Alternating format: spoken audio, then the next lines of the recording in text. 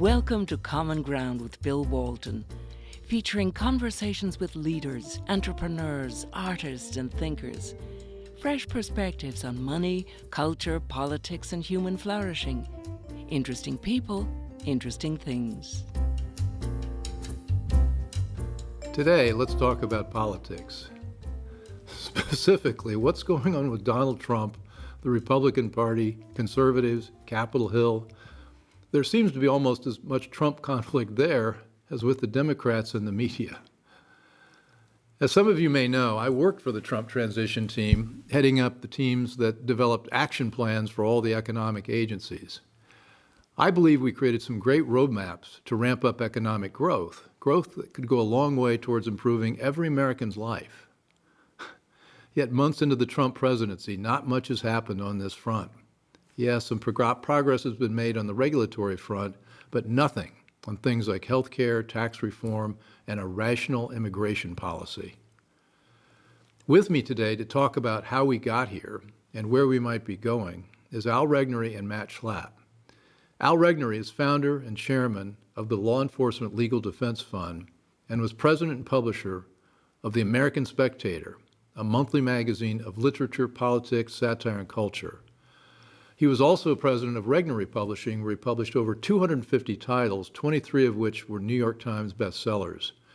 During the Reagan administration, he was a Senate-confirmed appointee in the U.S. Justice Department. Al's writings have been published in countless national magazines and periodicals. He is the author of Upstream, The Ascendance of American Conservatism, A History of the Conservative Movement from 1945 to the Present. Matt Schlapp is the chairman of the American Conservative Union, also known as ACU. ACU was the nation's earliest grassroots organization. ACU hosts an annual conservative action political conference called CPAC and has ranked every member of Congress for 45 years now. ACU is also scoring every state legislature. Matt served as White House political director and deputy assistant to President George W. Bush. His extensive political commentary appears regularly in broadcast and print media, and he is a co-host with his wife Mercedes of CPAC 365, a weekly radio show on Sirius XM Radio. Al and Matt, welcome. Great to be here. Thank you. Nice to be here. So, Al, let's let you get first swing at it. What's going on with Trump and the Republicans and conservatives and Capitol Hill and Mitch McConnell and the whole stew? Remember, Al, he might be watching. And you want that in 30 seconds, right? Well, that's the big issue. I guess the first thing I would do is add Democrats into it too, because certainly they have a lot to do with it. The Republican Party, many of the Republican Party don't like Donald Trump very much. Some of them like him a lot. And in many cases, what he's doing is challenging their status quo, their whole sense of being and professionalism and so on, because he's such an outsider. And he's doing things not according to the script, but according to his own will. And that sends a lot of people up the wall, frankly. I mean, Mitch McConnell, you mentioned him, is probably the best example. Republican forever. I don't know that he's ever had a job outside of politics, but it's been a long time if he has. And he's a total creature of Washington. Certainly gets reelected in Kentucky. He's a tough campaigner. He's probably got a lot of people that owe him things in Kentucky, and so he gets easily reelected. But in Washington, his constituency is inside the Beltway, not in his home state. And he does things according to the way they've always been done. His ultimate goal is to stay as the majority leader rather than accomplish anything in terms of policy. I don't think it really makes a lot of difference to him what the policy is. He wants to win it in such a way that it's good for him and good for Republicans. Totally not the way Donald Trump works. So where do the American people enter into Well, this? the American people get on frankly, the short end of the stick. I mean, what goes on inside the Beltway, and I've been here since 1978, and I've been in a lot of different places, and I think we all probably agree that largely what's done in Washington is done for the benefit of the people in Washington. Matt, what do you think? I think that there's just so much change. I think it's hard for Republicans who are used to taking a pledge to the elephant And what Donald Trump has come forward and said, he's kind of gotten us back to the concept of taking an oath to the Constitution and to the country. And he was pretty transparent about what his agenda is. I don't think it was hidden from anybody.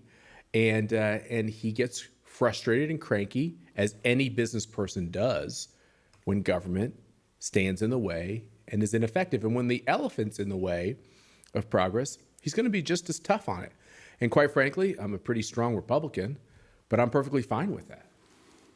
Well, do we think the Republicans are, it seems like, my sense is some of them actually would like to see Trump fail as president. Because, they would, no question about it. Yeah, I mean, that's not going to help them. I mean, we've got a 2018 election coming up. Not for the time being, but I guess in the long run they think it would be, and they get back to having a sort of an establishment sort of person that's the president who does what the political class, if you will, says. You know, some people think there really is not that much of a distinction between the two parties. Basically, the difference is between the professional political class, the elite, if you will, and the rest of the American people, the average Joe that earns a living doing whatever he's doing. And that in many cases, Democrats and Republicans are in lockstep, keeping the status quo as it is and keeping things going. Yeah, you know, one thing there, Bill, I would invite you both to think about how unsettling it would be if you had spent your whole professional life in elected office inside the swamp as a Republican who's trying to, you know, push the agenda. And out of nowhere, this guy comes out of New York City making fun of you, mocking you, taunting you on Twitter, calling you losers and failures. And he mops up the field in the primaries. He completely overcasts and overshadows everything you've been trying to do. And now he's in the White House. So it's a little bit of an indictment of these very people in Congress that Donald Trump won. And they know it. And so this is going to be a very uneasy relationship throughout the time that Donald he went president. 17-0 in the primaries. So yeah. That's, and it wasn't that close. And some of these guys won their home states, and the media was making a big deal out of winning their home states. In the old days in politics, winning your home state was a given. And then you were going to try to branch out as you ran for president and win some more. Now, you American Conservative Union, you have a pretty interesting logo. You're committed to educating and converting those who may not know they are conservatives. Right. Yeah.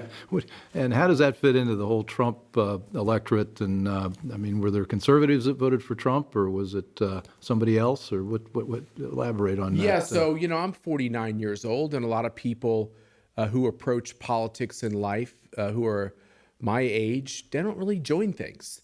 They don't really grab onto labels. You know, in 21st century America, the rugged individual can be who he or she wants to be, and they don't the Kiwanis or the, you know, these different community organizations. These younger folks just aren't joining them like they used to, and that's just the dynamic going on in the country. And I also think the national media has played a role. They're not only not joining, but they don't want to be self-identified as conservative. They want to be independent, something else. Yeah, because many voices in the media have made conservatives out to be things that are unsavory, so maybe they don't like so much of it.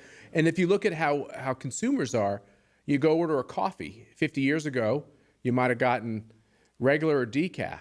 Today, there's like 150 different iterations. You can have the exact cup of coffee you want. And, you go to a fast food joint and you want to get a Coke, you got 16 choices of what kind of fruit flavor you want in the Coke. It's just like, that's what people in America want. They want that personalization, individualization, and they want it in politics. Well, too. that's I'm glad you're bringing that, because that's where I wanted to go with that question, is that you think about Trump's constituency. There are people who are economic nationalists, they're populists, they're libertarian, they're traditional country club Republicans. It's a very interesting coalition. And Al, you've written a book about history of conservatism. Does Trump represent a fundamental realignment of the parties? I think that still remains to be seen. He certainly did in the election, and whether he succeeds probably determines whether or not there's a realignment. In a way, the people that voted for him are the same people that voted for, who were in the Tea Party. They were people not necessarily in politics. I mean, my wife, for example, worked in a polling place, and she said all kinds of people came in to vote that had never voted before. And that was, I think, traditional. That happened across the country. Because they saw in him something that no other politician did, which was that he was talking to them about their problems, as opposed to the way Washington solves things. So if he can succeed, yeah, there could be a very significant realignment.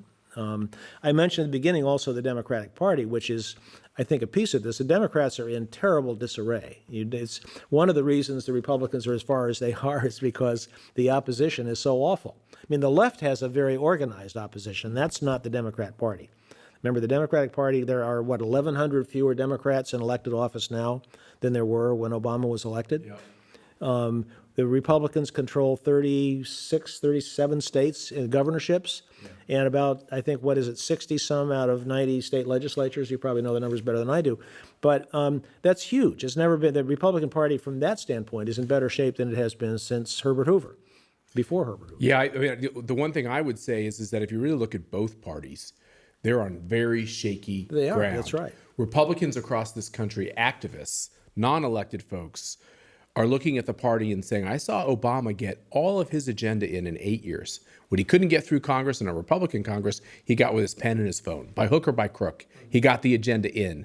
Can you imagine a Republican who would be equally bold in standing up for every single part of the agenda? So that's the shaky ground the Republicans are in, which is their own base of support doesn't believe they'll fight for the issues they say they'll fight for. And on the Democratic side, you have a non-Democrat, Bernie Sanders, a socialist, who won that nomination. And the only reason why he didn't win it is because Trump was right. It was rigged. We got the emails to prove it.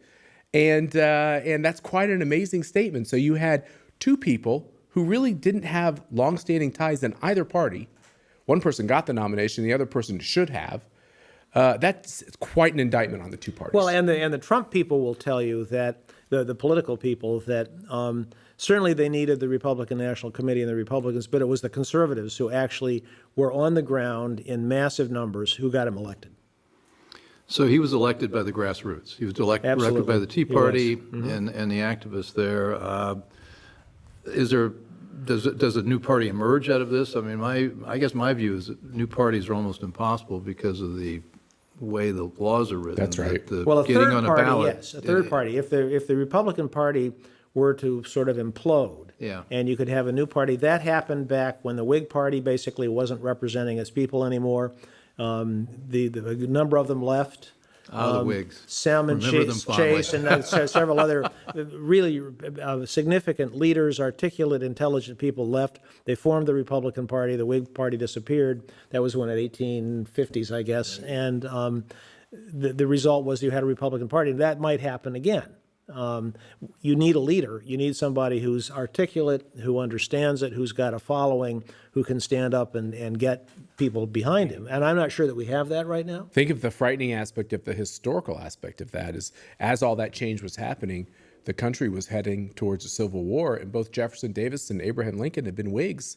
Shows you how much change our country went through. And I think we look at our country today and we say, I think as conservatives, we tend to be traditionalists. Sometimes we resist change. I think most conservatives are happy about the change because they've been looking at the status quo and we're losing. Government gets bigger, taxes get higher, government plays a larger role in our lives. And the people, the Republican National Committee, like that, frankly. I mean, they don't, whether they like it or don't like it, Al, I think that they believe it's bad politics to stand boldly. Think about this. Just think about this for a second. Roe v. Wade has been the law of the land since 1973. Almost every Republican goes around this country says we're going to overturn it when they don't mean it. We've had the IRS and the 16th Amendment for a long, long time. And almost every Republican goes around this country and says we're going to put shackles on it, we're going to put locks on the door. And do they really, really mean it? I doubt it. When the gay marriage decision came down the Supreme Court, and people have differences on that, but the hypocrisy is what really bothers me. You had Republicans who went around this country saying, I'm for traditional marriage, but they went like this. And they were like, thank God the Supreme Court has solved this political problem, and I don't have to talk about it anymore. They keep talking about an agenda that they don't have an intent of doing anything about. And Obamacare, with 6 Republicans switching their vote on a copycat vote from 2015, when they knew it would be vetoed, they were fine with saying they wanted to repeal it. When it would be signed into law, they went and switched their vote. Well, a friend of ours, Larry Aron, who's president of Hillsdale College, you mentioned the Whigs and leading up to the Civil War. He will say, and I guess he's not really, he's pretty pessimistic. He says the country's gone through three existential times. One was the American Revolution, the other was the Civil War, and he feels like today's like that because of the deep divisions. And we've got this sort of interesting thing. We've got dug-in and highly committed activists on both sides, and then we've got the two parties, which you guys pretty intelligently have conveyed are pretty cynical about just keeping in power and not really making any changes. I mean, as a business guy, I'm always looking for a line of action. Where is this going? I mean, where is this going? I mean, this doesn't seem to be sustainable. The traditional role of a political party is to, when you have a candidate, you find a candidate, you raise the money, and you get them elected.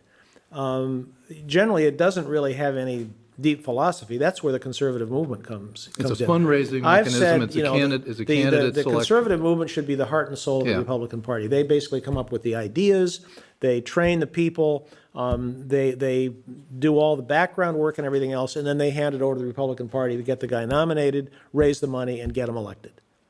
And that's really not what it does anymore. I mean, now I guess the Republican Party, as much as anything else, is trying to maintain its own status quo. And of course, you have these professional people that work at the Republican Party that start in the Young Republicans, and then they go to the campaign committee of the Senate and the House and whatever, work on different campaigns and make their life working as a professional political operative. And then they do it very well. We've given this idea that if Republicans could we've never won so much at the state level, state legislator level, at the federal level. We've got, for the first time in my lifetime, a president started with a majority in the House and the Senate, started his presidency. It's an amazing thing. It's an amazing amount of power. And I think a lot of conservatives had hope. They knew that it was awfully tough for the Republicans to get the agenda done, to really make a difference on taxes, to make a difference on the size and scope of government. But what they will not tolerate is after they give them this power and this authority, if government just starts to continue to grow, we raise the debt limit, the same bills get paid, and there's not a real difference in the direction of the government. That is when I think the party will really indict itself. I hope it doesn't. And I still think we're going to make a lot of progress on the agenda, but the heat is coming if these people in Congress don't get it done. Well, I guess let me just add one thing to that is, as people discover, once you start an entitlement, it's almost impossible to stop it. We need and so much of the money that is coming out of Washington is entitlements now that it's almost impossible to do anything about it. I picked up a book a few years ago. I wish I could remember the author's name. It's called The Struggle to Limit Government. And I was early into the political world, and I sort of hoping this was a handbook. We could get in and figure things out and reduce it. And he pointed out that no president, including Ronald Reagan, has ever actually shrunk government. Mm-hmm. He only slowed the growth, but it kept growing. And so... But as Margaret Thatcher famously said, eventually you run out of other people's money. Well, that may happen. Well, but a little bit of this also, as you two will understand more than me, is that there is a concept of, is the economy growing, and is government getting out of the way of that economy? How do you really quantify the size and scope of government in our lives? And I think we've gotten to the point where we just politically, we're going to have to say some things that are tough. A couple of things. Let me just say real quickly. After this race struggle we've gone through in this country, and you look at where we've come from and where we are. I talk to my African-American friends who are conservatives. They say, actually, if you're African-American living in this country, it's just a whole different place. Your opportunity is amazing. But that being said, the acrimony and the animosity. So issues like affirmative action, we have to actually call them out and say, hey, is it really doing anything to help us, or is it actually hurting us? The welfare state, right? All these programs, when we've gone beyond just helping the widows and the orphans and the indigent and the people who can't take care of themselves, and now we're giving all kinds of benefits to people who are able-bodied but they don't listen to the alarm clock. We really have to make the tough statements on those questions and say, hey, enough is enough. Our party, Donald Trump says we shouldn't be so politically correct. And that means a lot of different things. If it means saying, after you give something 50, 60, 70 years, Bill, in business, if you gave it 50 or 60 or 70 years in business and it wasn't working, you'd probably start to pull the plugs on its funding and try something different. You wouldn't have a business to pull a plug from. That's right. You would be gone. That's right. And we know there's, business, that's the whole issue of that business, is that it's really an experiment in discovering what works and what doesn't work. And if it works, you end up building the business and you reinvest your profits. If you got a bad idea, you disappear. This is the exciting time about this political moment, is I think if we can show that we're competent, and we haven't shown that in every conceivable way for sure in the last 8 months, but that we're competent and we have a vision, I think the people will follow that vision. And I think we can really ask some questions about things we've been doing for 50, 60, and 70 years, and we have a chance to change things. And so I think I look at all this change and all the turbulence out there, I think it's a wonderful thing because it gives us a chance to actually reset things. Well, I mentioned in the opening, we are making some progress on the regulatory front. I mean, I consider everybody today is an environmentalist. I mean, nobody is not an environmentalist. It's just a question of cost and emphasis and cleaning things up versus the law of diminishing returns, where you end up saying, gee, we've cleaned up 98% of it, the last 2%, let's move on to clean up Brazil or China or something like that really is polluting. So we are making progress in regulation. I think we're making progress in the Labor Department. Where else do you see signs of optimism that this is? Or well, in signs of energy, I guess that's related to the environment. They've eliminated 3,300 pages of business regulations, I guess, since Trump was elected. It's amazing. Those are those Congressional Review Act bills that were passed. Which people say that's aren't by progress, law. but it's some of the biggest That's progress by you can law, make. not by regulation. In other words, those things are gone. They can't reintroduce them again with a new president. But then, Bill, let me just a lot of things aren't really what they seem to be. I mean, for one thing, there's this enormous amount of money that's being spent on all these things, and a whole class of people who want to keep that money coming. I mean, for example, I understand that during the Obama years, we were spending $80 to $90 billion a year on climate change. Now, who do you think gets that money? It's all the consultants, it's people making special products and all these things, and they want that money to continue. I mean, they're not really concerned about climate change. They're concerned about getting rich. The number one beneficiary of all that is a bunch of universities in states. That's right. Because they're doing all these research products. Right, and they want to keep that coming. And by the way, it wasn't just, you think climate, okay, that must be coming out of NASA or it must be coming out of DOE. No, it was every single agency in the government was directed to spend a certain amount of percentage of their budget on combating climate change. Yeah, and so it really becomes an economic thing with all these people that are getting the money. And the same thing is true in so many other cases. I mean, with this business we see now of tearing down monuments, it's really not about the Civil War. I mean, they're defacing monuments of Christopher Columbus. They defaced one in Chicago of Abraham Lincoln. I mean, this has nothing to do with race or anything else. It's just become sort of a mass hysterical thing, I guess, and people fall into place on it. But it always appears that it's one thing, but if you look behind it, it's often something else. So you're a proponent of the theory of the personal agenda. Absolutely. And that we've got tens of millions of personal agendas, and nothing's going to change because of that phenomenon. No, I mean, why are we living in the highest income counties in the country, right here inside the Beltway? I mean, well, there was right a around story Washington. one of my bosses at Continental Bank told about, they were in the middle of their crisis, and Continental got in a lot of trouble, and they were having these late night meetings. And my boss was head of strategic planning, and he was a very Alex Pollock, very, very smart man that thought big terms, grand strategy. And he's sitting here with the head of HR, and they're talking about what they ought to do, the strategy for the bank. And the HR guy said, there's no strategy for the bank. There's only strategy for us, the people as individuals, and it's all personal strategy. Yeah. And so that's a pretty tough thing to change unless we can make their agendas match somehow what America's agendas ought to be, which gets me back to this issue of the parties, and you mentioned the ruling class and the elites versus the rest of us. And you've got 80-90% of America which is not participating in this, and they're both Democrat and Republican, presumably, or they're other side of the aisle. And the enemy's not really to them is not just one party or the other party. It's the whole system you're talking about. How do we get at that? And is that going to cause? It's a tough thing to do because you have all of these things that are so well established that they don't stop very well. And some people say, I guess first of all, you have to talk about the money. We are spending this vast amount of money. You were talking about the Justice Department. Well, yeah, just let me finish the one point, okay. though, and that is that that as you're spending this enormous amount of money, as you have all these people that are dependent on it, it doesn't.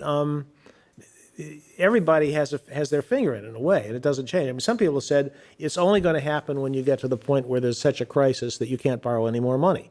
I guess that's a different conversation than we're in the middle of right now. But that is, when the government gets to the point where it's broke, then what do? Then maybe you deal with it. Or when the government never gets to the point where it knows it's broke because there's no consequences to where it is. Look, I go back to the moment we're in. I think we have to call out things that haven't been working. And on raising the debt limit, which is the tool by which all these bills keep getting paid and the credit card keeps running up, I think it's time to question the preconceived notions that, you can't do that because that puts the credit markets in jeopardy. I'm not the person to answer those questions or do the forecasting, but I think we have to start asking those very basic questions. I think the American people are actually hungry for us to think beyond just the one or two choices we always look at on these questions. Yeah, you're right. And go beyond it. Right. And I think on the question of, Bill, how we have all these federal employees and what they do and everything else, we got to look at at all of the laws surrounding the fact that these folks are protected and they can't get fired and all the rest. It's like, it is really a time for us to think big. I think Donald Trump actually wants to think big, which is why the left-wing media is trying to keep him so hogtied on his own words and questions about his rhetoric and everything, because they fear what he might just consider doing. His rhetoric alone, think about this, his rhetoric alone has caused a 40% decrease in illegal immigration. Why? Because people around the globe are taking his statements seriously about cracking down on things. His rhetoric alone has caused this spike in the economy. It's not Barack Obama's policies. It's because people are saying, hey, we might have a president that really will change the regulatory structure and lower taxes. Well, in that sense, I think we might be I think there's a room for optimism in that I think Trump is working with a lot of people, and Mick Mulvaney and others in the White House, to work on really the mechanisms, the personnel processes of government to get into the kind of things you're talking about. I mean, you've got the Federal Employees Union rules, and you've got all the other rules that protect people from change, and there's an enormous opportunity for a turnaround guy, and I think Trump's got a little bit of that. Let me just give you a case in point. Yeah. I was over the Justice Department the Okay, other that's day. the story I wanted you to tell. And Wait, I want to know why you had to go to the Justice Department. well, because a new Trump appointee had arrived 6 or 7 weeks earlier and called and wondered if I could come over, got my name somewhere, and wanted some advice. And so I went over there, and this is a division of justice that has about 500 employees and passes out vast amounts of grant money. And so I said, so how, what's it like? How are things? She said, well, it's extremely frustrating because nobody's here. And I said, what do you mean? You've got 500 employees. He said, well, under Justice Department rules, if you want to do telecommuting, you can work at home, and you only have to come to the office twice during each pay period to get paid. And you're supposed to have a computer where you're sitting at your home doing work and a cell phone. But the joke is that nobody does. They're off at the baseball games or wherever they are the other 4 out of 5 days. She said they're getting paid somewhere between $75,000 and $150,000 a year. So you go down to the garage, they're all Mercedes and BMWs. And these people have a job for life. They have all the health care and all the other benefits that you can imagine. They're building a nice pension. And they don't have to work very hard. So can I push in on this, what the swamp is? So people, we've kind of touched upon the swamp or all these consultants and people benefiting from all these policies. I posit something else. I actually think a lot of that is not helpful. I totally grant that. But the swamp is 2 people in a family, each making $150,000, $175,000 a year. Combine that salary. That's the Mercedes and the BMW that you see in rush hour at 10:30 in the morning in Washington, D.C., by the way. Rush hour kind of never ends here because people come to work so late and they leave so early. I shouldn't laugh at it. If they come to work at all. Well, it starts late in the morning. Yes, sure. Exactly. So the point is this, which is they work in the bureaucracy. They cannot be fired. They can be as active politically and not be stupid about it and get away with it. They can leak on a Republican president. They can do everything they can to stop a Republican president's policies. You see this in the intelligence community with what's happened to Republicans over and over and over again. And that is the swamp that is much more pernicious, which is our own government is working against the will of the voters. That's something I'd like to see stop. Well, have you seen any stats on how many people voted for Hillary versus Trump? And the donations, too. The federal employees, it's like 90, 95, 98%. It's like the press. Think about it. If you were to poll academics, and there are studies that do that in our universities, they are left-wing. You do the same thing to journalists and people in the media. And Bill, your point is, do it to the people working in these bureaucracies. Is there any wonder it's hard for our values and our policies to triumph? Well, and ultimately what it is what we call the administrative state. And that is that these are the people that are really running things. I mean, the politicians come and go. I remember when I was in the bureaucracy, what everybody, the career people said to me, you guys come and you stay here for 4 years or 8 years or whatever, and you leave, but we're still going to be here. And we have our way of doing things. Somebody said it's sort of like a piece of very springy steel. You bend it over a little bit when there's a political person there, and then it springs right back when they leave. Well, and I think Matt put a face on it that I experienced when I was running the piece of transition I was running. I spent a lot of time going into the buildings, particularly IRS and Treasury. And these are not evil people. No. These are good people. You take them as individuals, and they're trying to do their job. They're coming to work. We may think too late, but nevertheless, most of them show up, and they're there, and they're trying to do the right thing as they see it.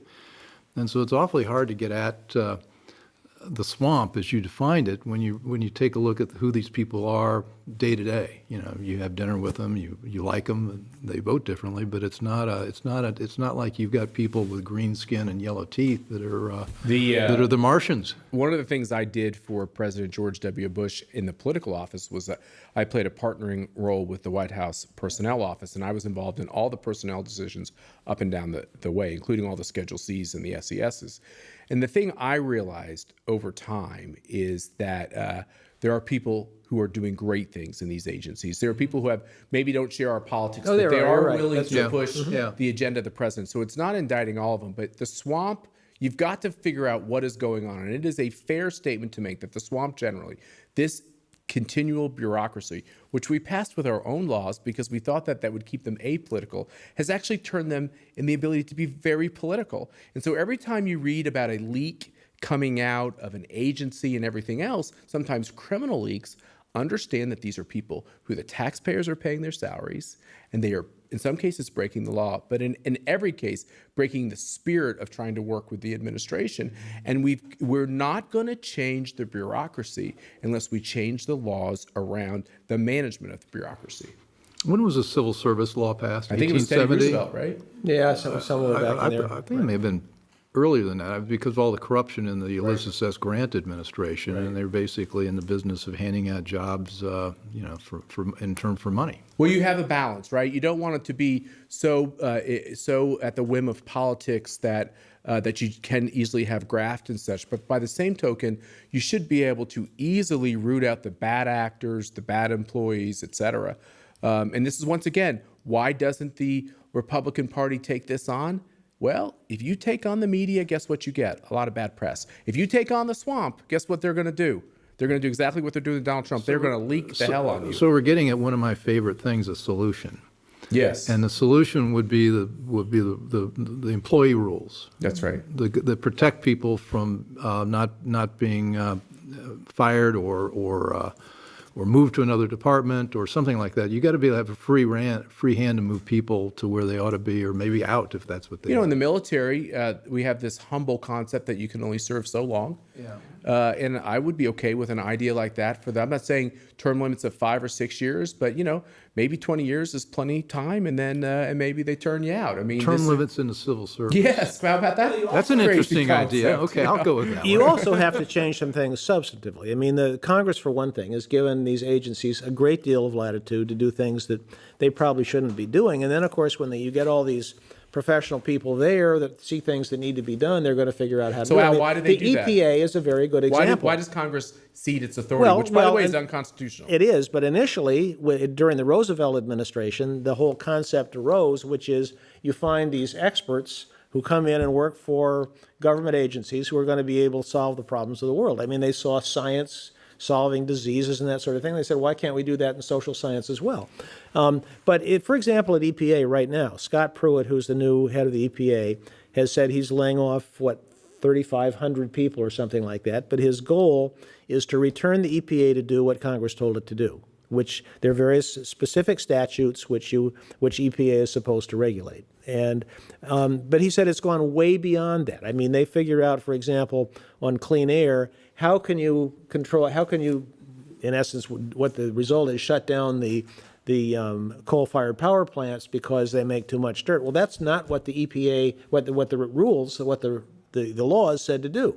I mean, so they've figured out ways of extending the laws scientifically way beyond where Congress intended. And he says by the time he's done, if EPA can be back where it was supposed to be with what Congress asked it to do, he will have done his job. There are two things that happened at CPAC this year that I'd love people to tune into our website and look at. One of them was the remarks from Steve Bannon when he talked about the administrative state.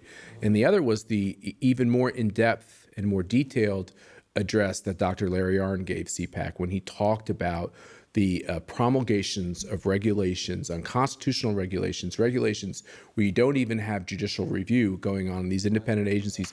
This is a very pernicious thing. So you go back to the fact that you have Steve Bannon, who at that point was the president's number one strategist.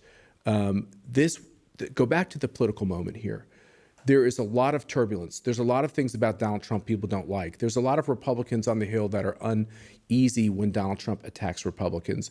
I can't endorse every letter and every word of everything that happens, but what I can say is that generally, if we can take all of this excitement and change and the attention the American people are paying to their government, and we could actually question how we approach these major things, I really think we can save the country. I mean, this maybe sounds like a pessimistic conversation we're having. I think it's the most optimistic conversation. It's great when a drunk finally starts to realize that booze is destroying their life because they can turn their life around, or the junkie can realize that about drugs. We are a junkie on big government and bad policies. And if we can start to realize that it's killing us, you really have to get to the point where it's killing us. Yeah. With the drunk, he has to wake up in the gutter with mud all over himself. Yes. It's not enough for his relatives to tell him to stop drinking. That's not going to work. He's got to hit the bottom, and maybe that's where we are. Yeah, one of my favorites, and I think we're drilling into something useful. What this is all about: individuals and their incentives. And if we change the incentives,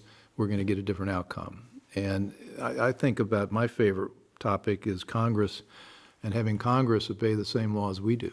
Yes. And one of the reasons we haven't fixed health care is they're not in the health care plan the rest of us are in. They're a small business, Bill. You didn't know that? They're literally in the small business exemption. That is their loophole. That is, yeah. You explain that.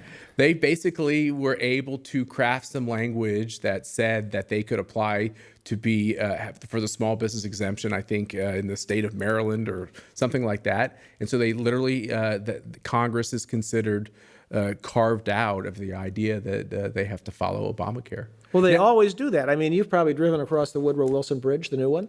Yes. Right. Big bridge, goes the Beltway from Virginia to Maryland.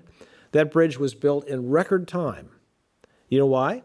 Because they waived all the environmental requirements. They didn't have to do impact statements or anything like that, because a lot of congressmen drive across that bridge every day to get to work. And so Congress said, okay, build the bridge, but don't worry about all the requirements. We're not worried about the snail darter.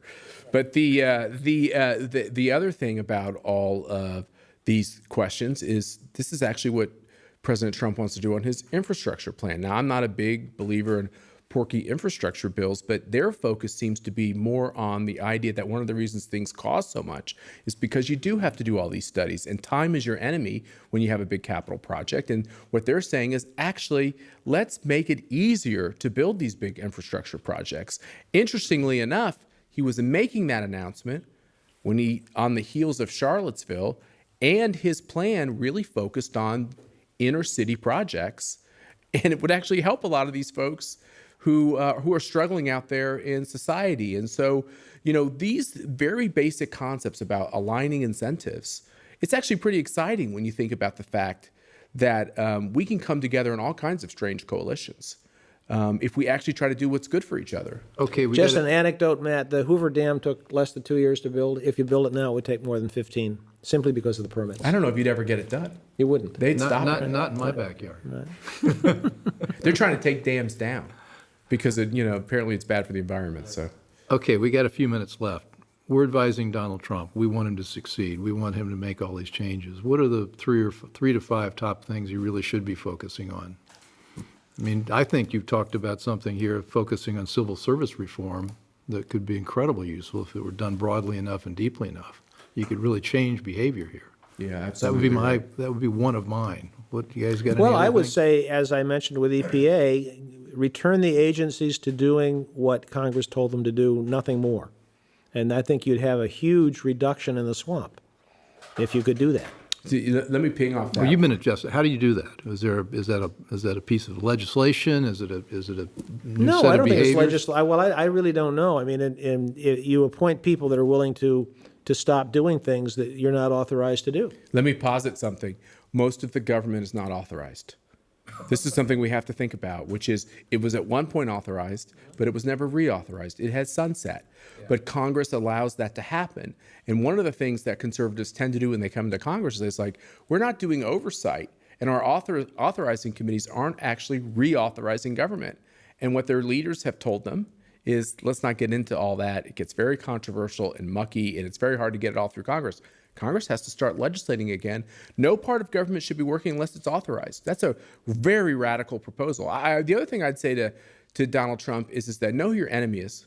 We have this whole question about statues and what do we do with our history and our history of slavery and everything else. America was born with a birth defect. We all know it. And we healed it.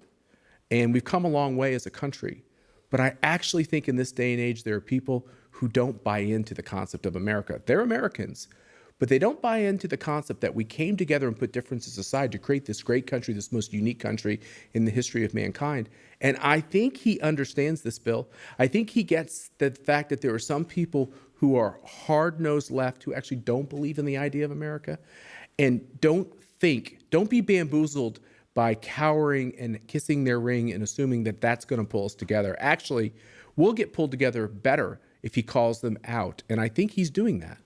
Well, the other thing, I think he has to realize that in order to govern effectively, you need the backing of the people that elected you, and maybe even more than that. He doesn't do that very well sometimes, I think.